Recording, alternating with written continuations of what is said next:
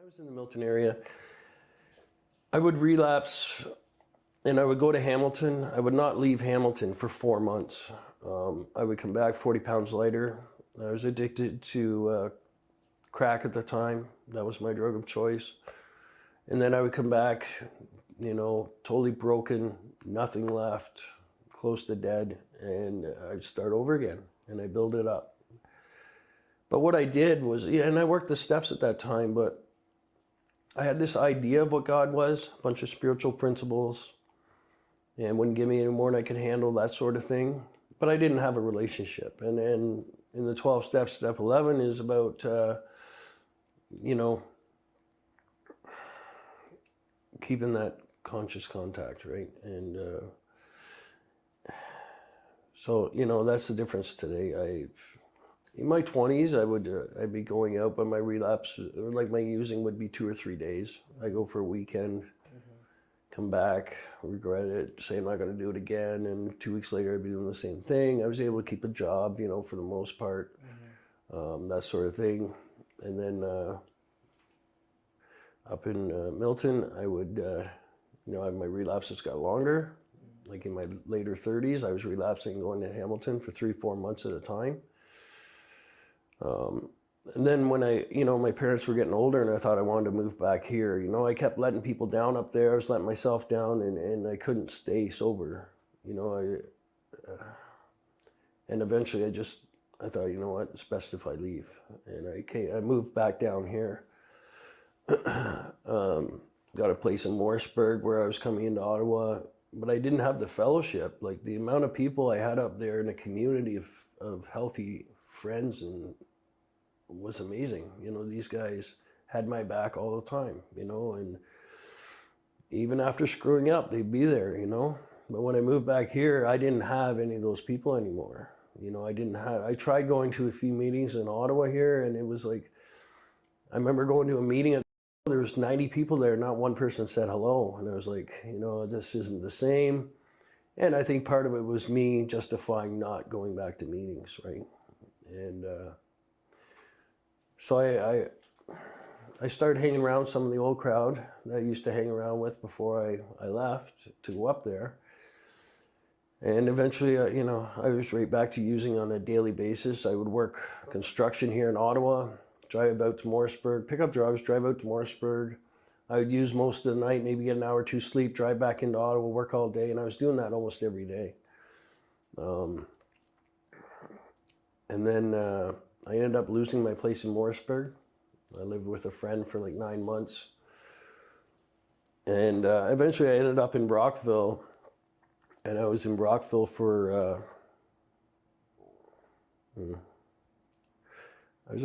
about 6 months, living in a rooming house there. And it was probably it was the worst place in Brockville to live. It was a shooting gallery. I mean, it was a lot of people using fentanyl. Everything, you can find it all there. If I back up a little bit, I actually lived in Chesterville for a little while, and there was an ex-girlfriend came back to visit me for a night. And from the time we broke up till she come back, she had started IV drug using. I'd never done that, and I was like 40, I don't know exactly, maybe 49 years old, somewhere around there. And she come back, and she was supposed to stay one night.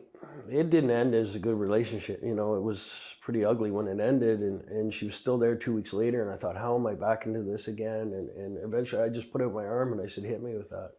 And she did. And that started a whole nother level of addiction. IV drug use. I went into using in that way, and I would be doing the chicken a lot, which is very close to ODing. And then when I moved to Brockville, I got in another relationship, and looking back now, I was trying to save this girl because I seen her die twice from fentanyl, and brought her back with Narcan. And I thought, I could help her. I could save her. Today I know different, but that led me down a road where she stopped using fentanyl for 6 months. She got off all, fentanyl, the morphine for 9 days. And then when we broke up, she was right back to the fentanyl. But while I was in this relationship, I started using morphine. And, you know, towards the end of the relationship with her, I started using fentanyl as well. And when that relationship ended, around the same time that relationship ended, I lost my mother. She to cancer. She was diagnosed with liver cancer, and 6 weeks later she passed away. Thankfully, my sister is a nurse and was able to take care of her at home, and I got to spend days with her before she passed away.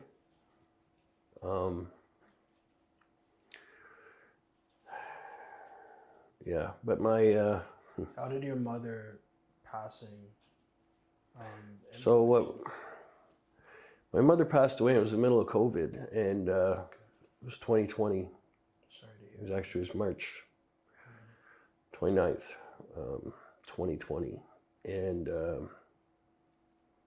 she. There was no wake. There was no funeral, but there was a burial. The burial was to happen at 11 o'clock one morning, and I was living in this roomy house in Brockville, and I tried staying up all night so I didn't miss it. I fell asleep at 6 o'clock in the morning, and I woke up at 1 o'clock in the afternoon after she was already buried. I went next door. I got 5 times as much fentanyl as I'd ever gotten. I put it in a syringe. I put it in my arm, and I looked around, and I realized nobody was in the room.